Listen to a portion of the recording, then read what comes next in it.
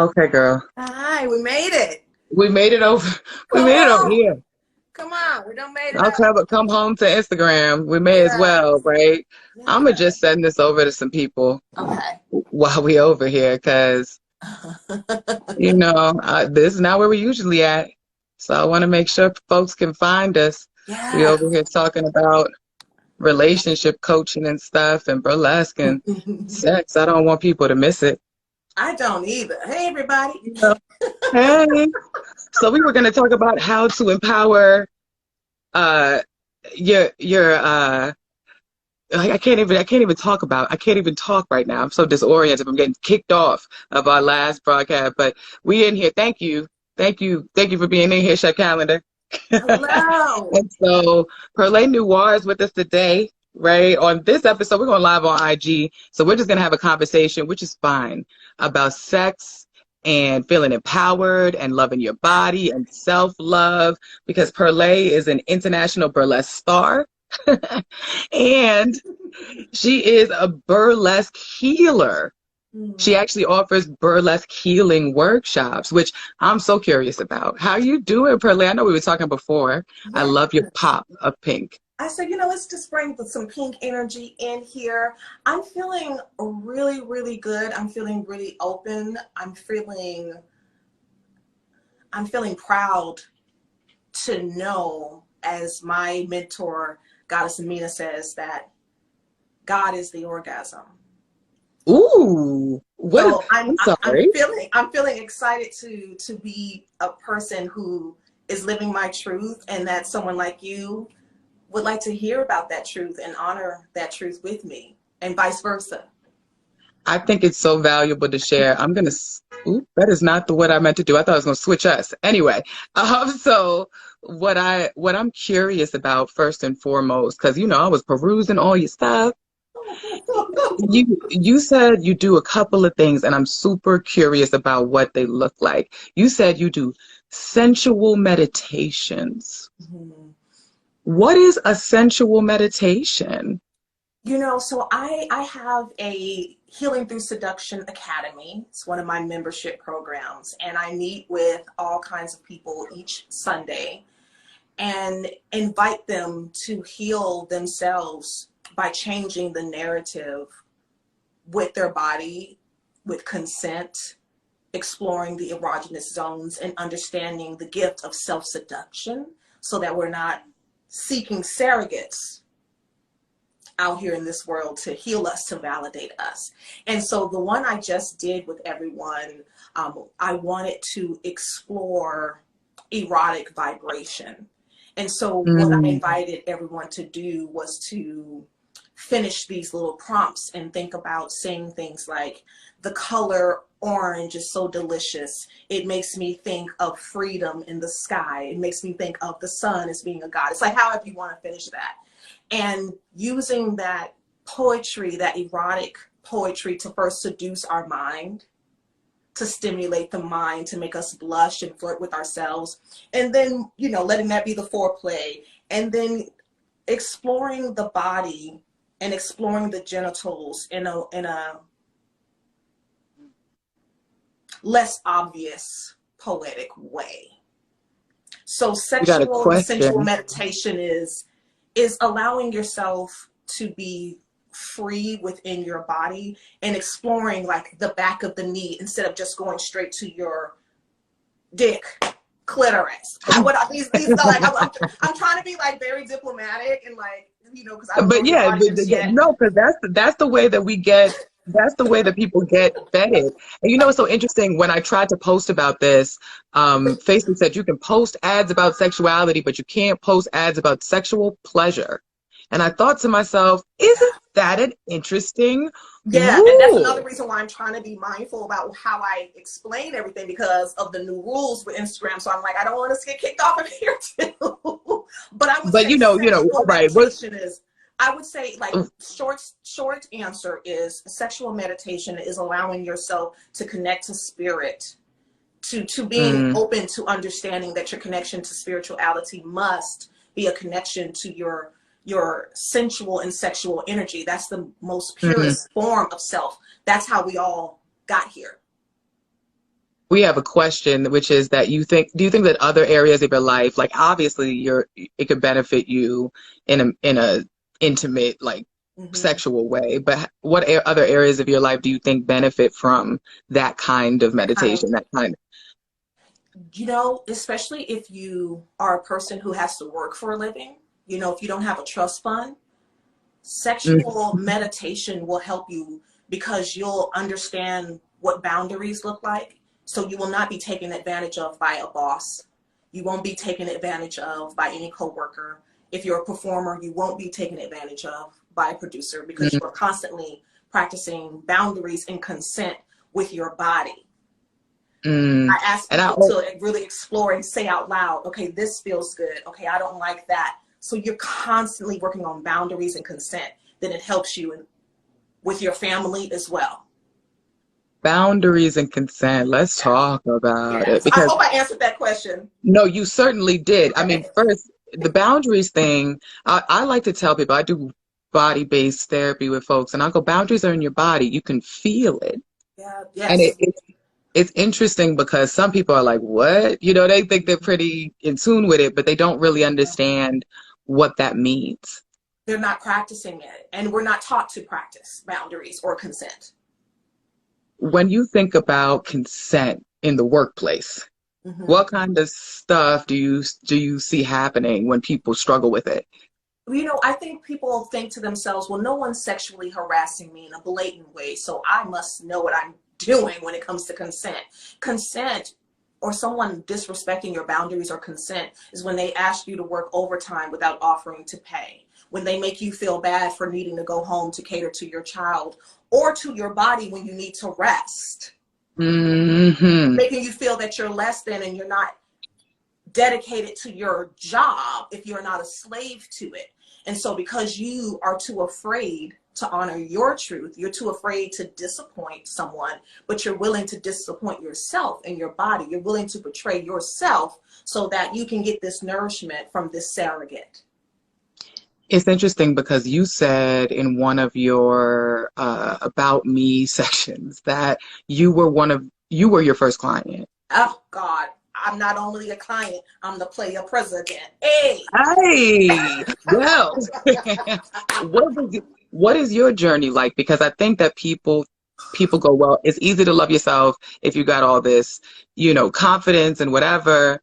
Tell me where you're coming from.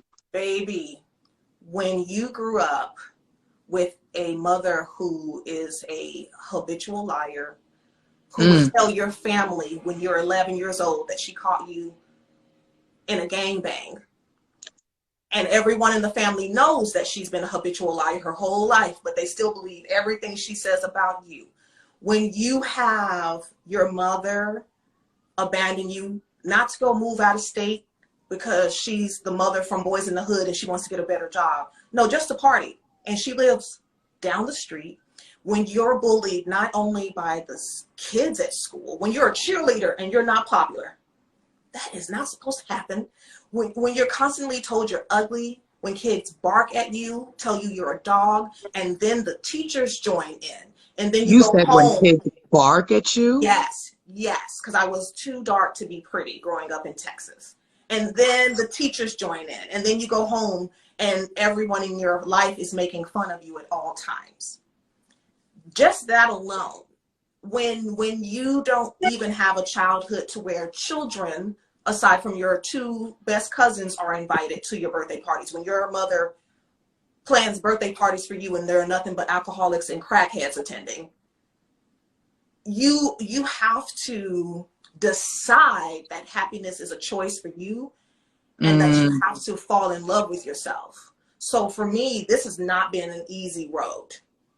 well, I mean, how does that road even start? That's a lot. That's a lot. Yeah, and I, as a 41-year-old woman now, I realize I have always had the calling to do the work that I'm doing. Because I think about like that. So the gangbang rumor started because my mom saw me coming in, so I was sneaking back in, and she How just old were assumed you? I was like 11. She assumed 11? she assumed I was having a gangbang. Do you want to know what I was doing? What were you doing? I would sneak out of the house to go talk to the moon. I want to cry. You would sneak out of the house to go talk to the moon. This was your thing. And then at 11, your mom told everybody that you were sneaking out because you got gangbanged? Because you Yes. were in a gangbang? Yeah.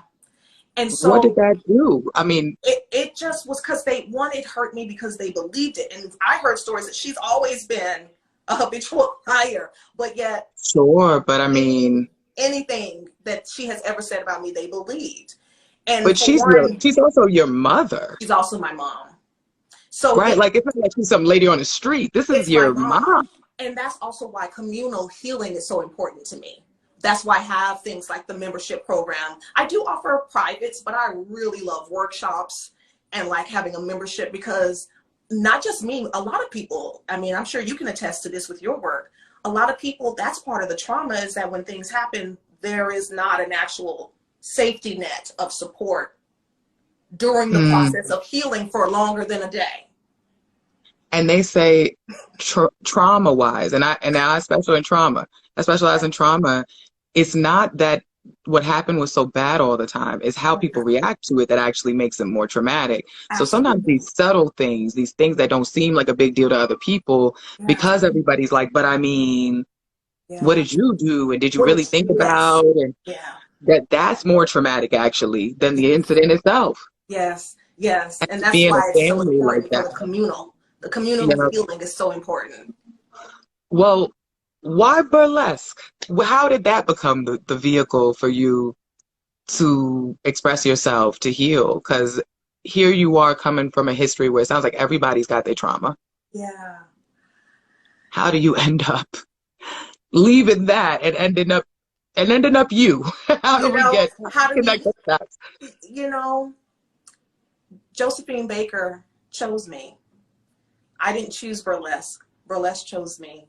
So Josephine Baker. She did. I'm one of the women that she chose to honor her legacy and continue her work. I know this for a fact in my body. I believe it to be true. And so I discovered my path with her. So at 19 was when I graduated in the summer, graduated late.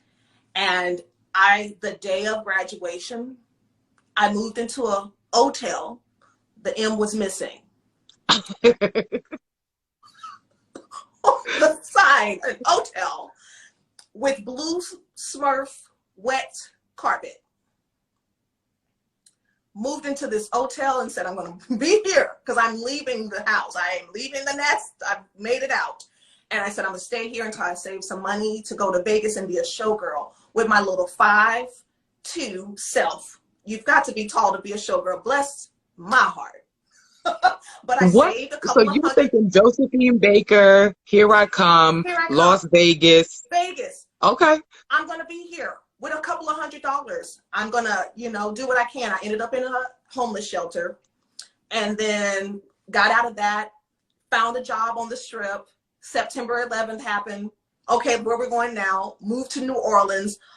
Got there, got settled, opened up a back page for casting all black musical, now casting burlesque performers. I was like, okay, got in that show, got the role. That's when I really got the calling from Josephine Baker. And I have been living my best life ever since. I am most certainly one of the most successful burlesque performers, period.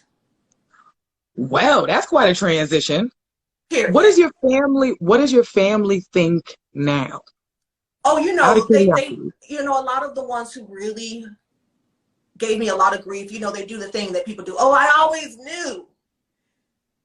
Oh, I always knew you were going to make it. Or, I'm really happy you turned your life around. Because in their mind, they still believe everything that they were told. So there's people who are thinking, well, here comes this saved soul who turned it around. Yes. And I have not bothered to correct them for my own healing. I don't even really see my family.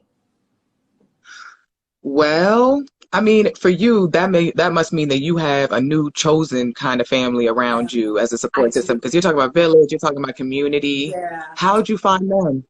So I was really inspired by Paris is Burning. I was inspired by gay men in particular. Gay men were the first people to let me know that my audacity was beautiful, that my Mm. skin was beautiful, you know, that Did you my unique believe? Did you beauty. believe it?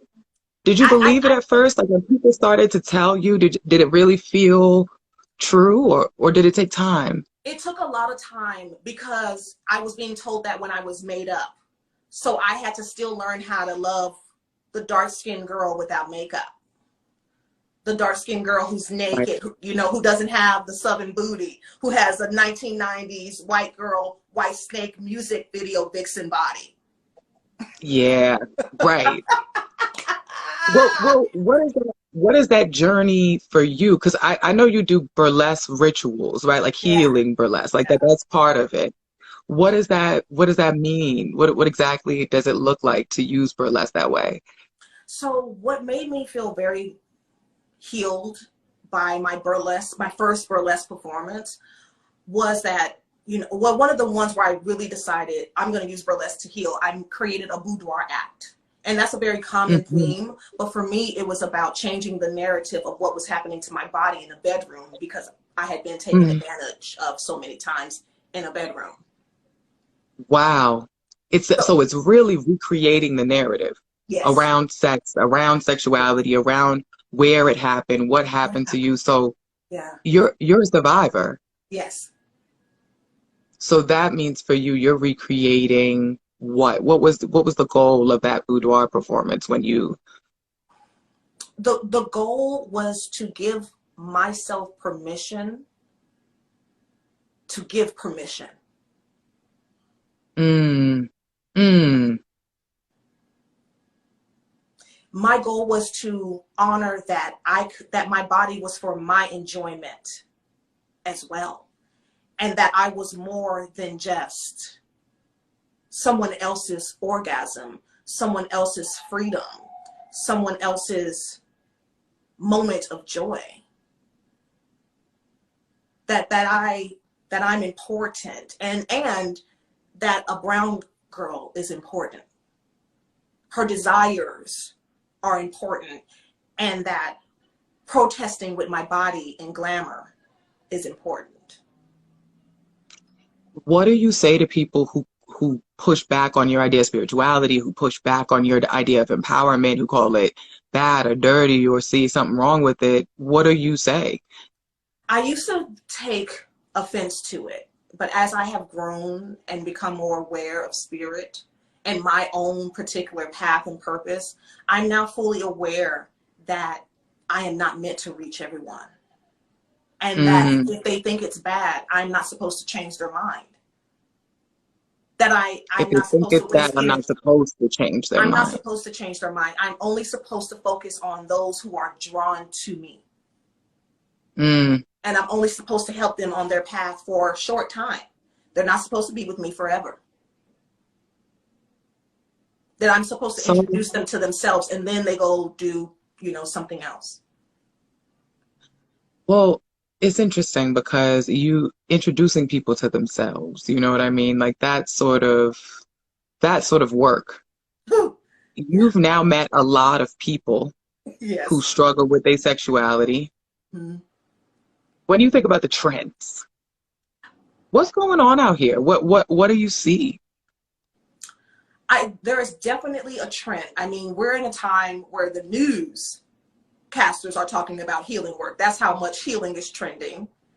Yes. I mean, that has never happened in the time I've been around, where they're like, we need to heal. I mean, every other day it's when we need to heal. I'm like, wow, this is really trending. On one hand, it excites me. On the other hand, I feel a little scared that what is trending, though, is not deep healing work. It's, Mm. I'm taking a spiritual bath. And I'm like, It's like superficial, yeah, it's like the spiritual positive. bath. I'm like, but I don't see any herbs in that bath. What are those flowers for? I'm like, oh no, you're pampering yourself. This is just a regular bath. Just in I'm case like, you were wondering, this is just a regular bath. this is a nice looking bath though. I don't know if it's a spiritual bath. We got someone giving you love from Spain, by the way. Hi. I was just thinking that because your flowers. Yes, yes, with the headdresses from Spain. But so I mean, there's certain things that I hear people say a lot. Things are toxic. I don't know exactly what they mean sometimes, right? And then Yeah, also there's a lot of self-care talk, which can sound a lot like work, right? Instead of actual yes, self-care. because it is. And I got to tell you what I know about being called to help people heal themselves is, and I want to say this for anyone who feels like they may be called, know this. Well, this is my truth. It might not be your truth, but my truth, what I have to sit with is I have been called, if you've been called to heal, you've also been called to trigger. Meaning, Hmm. I am toxic for a lot of people that I know. Students, ex-burlesque daughters, ex-friends. But then there's also a whole plethora of people that have found themselves because of me. And that you have to abandon the ego that makes you upset about that, and you have to abandon the ego, especially if you're a person like me who has abandonment issues. You know, you have Mm. to release the ego attached to trying to prove everyone wrong that you are in fact lovable. You've got to be okay with being the villain, and you have to be okay with triggering Uh, people and being toxic if you decide to do this work, in my opinion. But that's because of my experience. You you know, have to. No, I've been it's called part toxic of many it. times. It's part of it. And it's interesting because always start, I teach a class, and one of the first things I always tell people is, what is this like for you when people don't want your help? Like when they don't accept it, do you even notice what it does to you? Because it triggers most of us who want to be healers and helpers and all of that. But that's the ego, that's the Yeah, attachment, that's all of yeah, that stuff. And that can be healed. yeah, Like that's our journey as people who are sensitive, but also out here trying to keep our boundaries and do yeah. all of that good stuff. Well, I'm curious. I know you're doing the Noir pageant, right? It's coming up right It's around the tomorrow. corner. Tomorrow and It's Saturday. tomorrow. Yes. Tomorrow. And so I was gonna play the commercial, but because we're on Instagram Live, I can't play it for everybody. But you could go to the Instagram page. It's around Instagram. You could find it. But so, what was the inspiration for that? Mm. So the Noir pageant, I was the inspiration. My own experience being a Black woman in burlesque, who was a headliner, who was a burlesque queen without a title. I just decided I was going to be a queen. I was traveling the world headlining, and there was a pageant in New Orleans, the Queen of Burlesque. And I did the impossible. I beat everyone, including a white burlesque legend named Catherine Delish, who we all thought she was going to win. But my little Black self, with a $300 costume on and not polished, I won. And everyone was happy in that moment, but the producer definitely let me know that with his actions that I wasn't what he thought should represent his pageant. Interesting. I was the queen, but Catherine and some other women, they were the ones who were on the promo. They were the ones who were invited to interviews. So I was They thought shunned they for were my own. commercial. Yes, I was shunned. And so I Well, said, oh, there needs to be a pageant just for people of color. And I mm, waited 10 years. So this has been 10 years in the making. I was waiting to see if anyone else was going to do it. and it's I the was, first one. It's it's the the first one, right? first one. I made history last year. Mm. And so you have all types of folks at this pageant. I've been seeing a page. Folks is bringing the energy. We've got folks who are gender non-conforming. We've got folks who are gay, who are straight, who are women. I mean, it's looking. The colors are popping on the page. But Mm-hmm.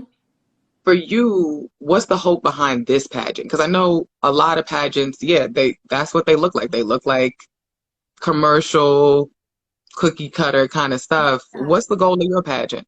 My goal with the Noir pageant is to teach Black and brown people to focus on creating their own table. I want to lead by example with that.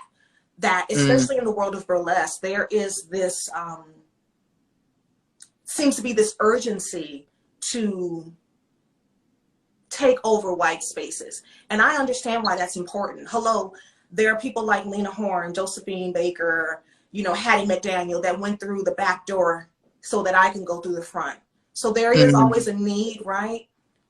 But I don't want us to be so focused on taking over white spaces that we forget to nurture our own spaces and create our own doors, our own tables, our own legacy. So for me, I'm trying to change the face of glamour. One, I'm trying to, my focus is solely on what people of color believe in themselves. I want people of color to understand that everything that makes burlesque exciting, beautiful, and glamorous comes from people of color. You've got your corsets that white women use to manipulate their bodies. Whose bodies do their bodies look like once they cinch? We've got these beautiful feather headdresses. What people started wearing feather headdresses? Mm. We have Josephine Baker, who was the first real burlesque celebrity in the 20s. Yet we only talk about women from the 40s and 50s who are white. Why are we forgetting about the one whose career is still yet to be matched? Mm. I'm not thinking about what white people are doing. I don't care if white people forget us, quite frankly. I care if we forget us. Now, I'm really interested in, first, all of that. Let me pause for a second, because all of that. Yes. But I'm thinking about the fact that you told me you had no formal training. No. And you won. You won all of these burlesque pageants. You've gone to Sydney. You went to the Opera House. I mean, Josephine Baker chose you to represent her legacy. I believe that. No one can tell me different. I swear they can't. What is it that you think is driving the success? Like, really, when you look at what because that little 11-year-old girl could not have had any idea. No. Couldn't have. I think I'm a true goddess and the true embodiment of Josephine Baker's spirit. I believe in things like the sun and the moon. Those are goddesses in plain sight for us. I believe in true divinity. And I am divine. My steps are divine. They are already written because I came here with a purpose, a very intentional, higher purpose. And burlesque is my weapon of choice to honor the divinity. So that really is the central thing for you. Yes. Is that this is about honoring this part of you. Divinity and ancestors. Honoring ancestors. Spirit. Work and using burlesque and using something like the noir pageant to be a machete to cut against ancestral trauma. Again, I understand the need for saying, but these white producers must do this, and they should. But that's not my calling. My calling is to, this is about, go ahead. But I mean, no. I mean, I didn't want to cut you off. I think the hard part is that when we talk about ancestral sort of right, when we talk about sort of the right that we have, what we're entitled to as Black and brown folks, as people who have been oppressed, even as women, really, it's like, well, if you think about what has happened, self-love is the least we could do. It's the least we can do, and we must do it to honor our ancestors. We must do things like rest and not say to ourselves, oh, I don't have time to rest. It's like, no, rest does. First of all, you do. You have to sleep. But when we say things like, right, you actually do need to rest. Actually stop talking crazy, because you actually do. But rest doesn't mean you're being idle. Rest means you're honoring self so that you can honor the people you love later. Honoring in Black women, we most certainly have to learn how to touch our bodies to honor our ancestors who had no choice. And we have to learn how to honor our bodies so that we can tell our partners how to honor our bodies without having fear of being left behind, being separated. What do you think it is for people of color in particular that makes it hard, that makes intimacy and sort of connection so hard sometimes in terms of this conversation, especially? Because our ancestors are still living in our bodies. Because we have been separated and no one has allowed us to mourn the separation that is living in us. Mm-hmm. The history of constant separation, and it's still happening now through the jail system. Mm-hmm.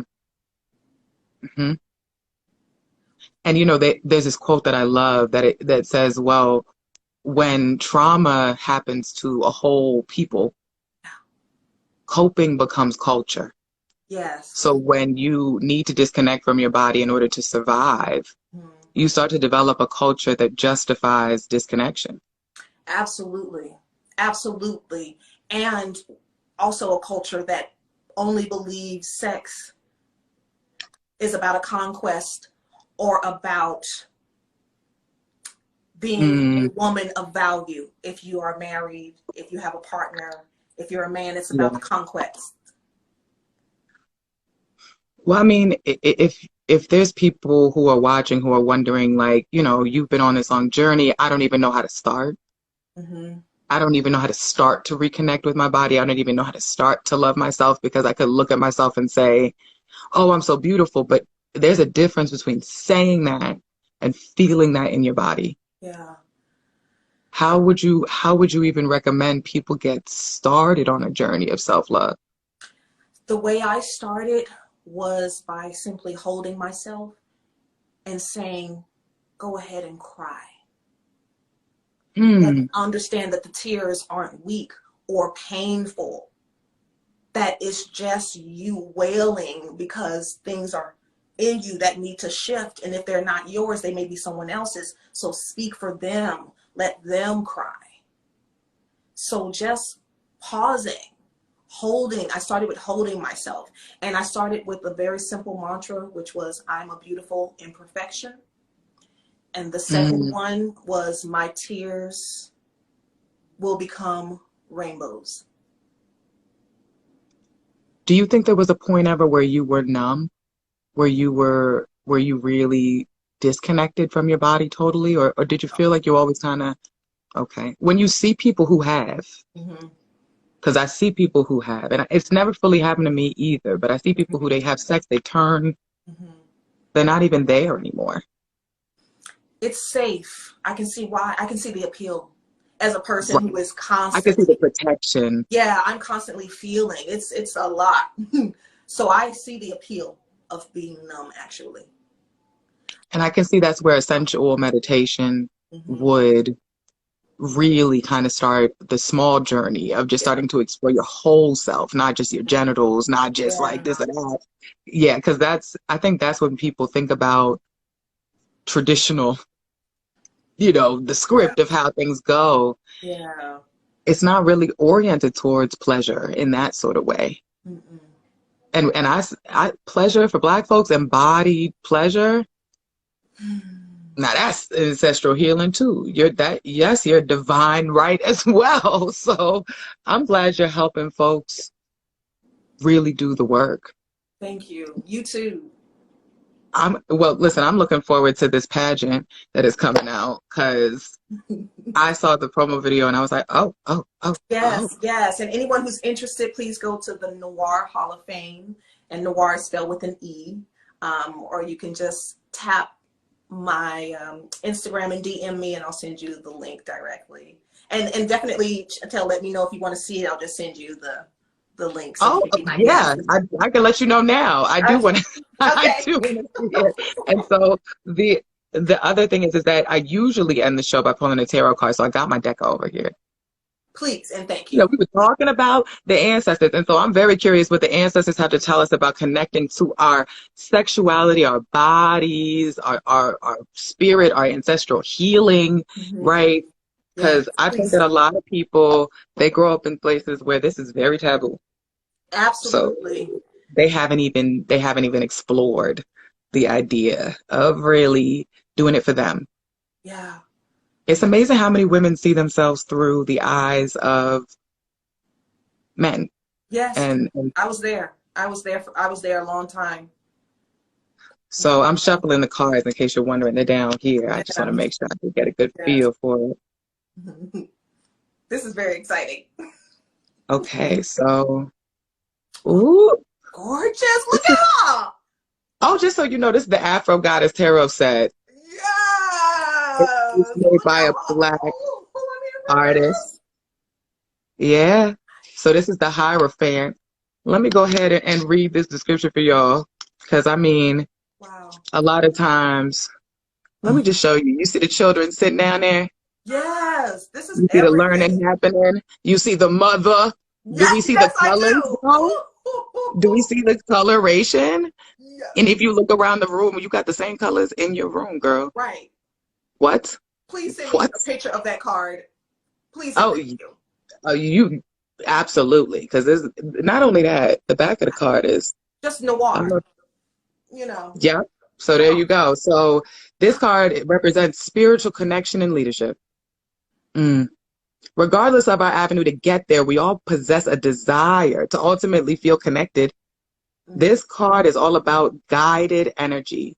As above, so below is the mantra of the Hierophant, and she's the vessel of spiritual leadership.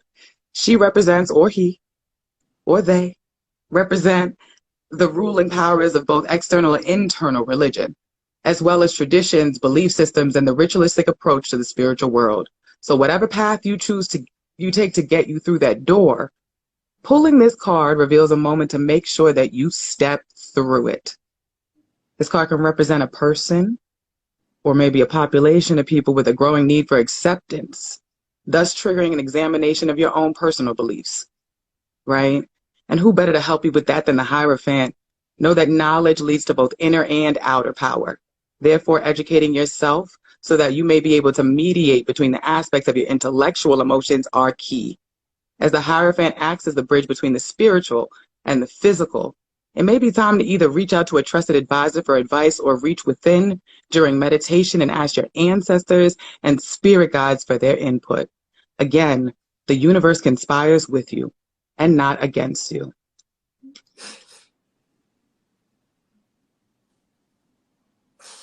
There it is, folks.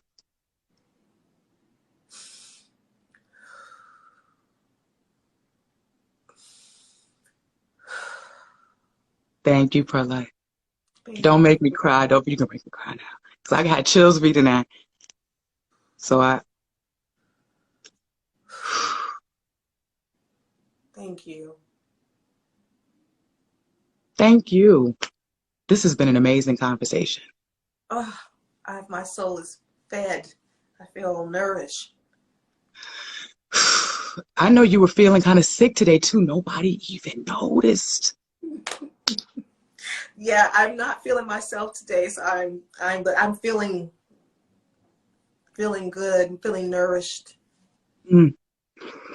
Let's take a breath. Let's take a moment for self-love and compassion, y'all.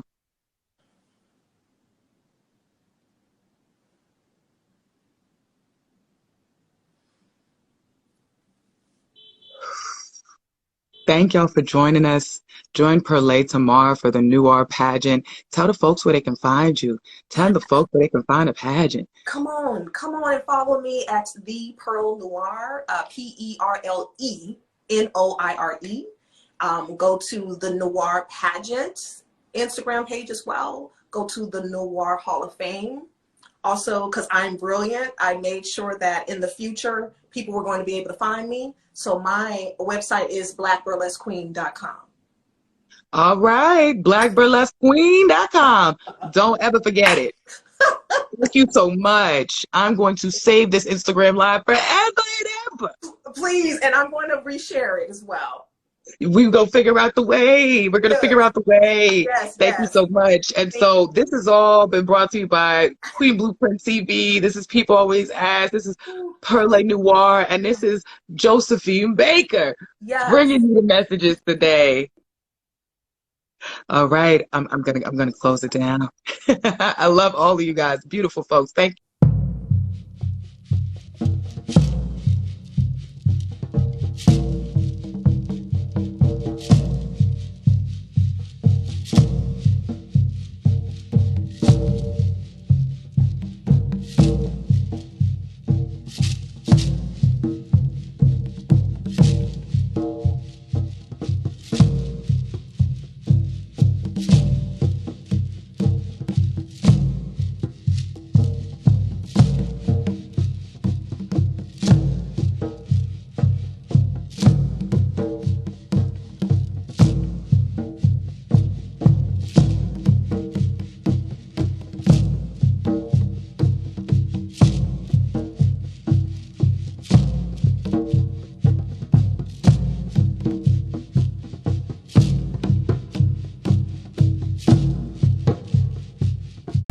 me when you get up or get out or get off.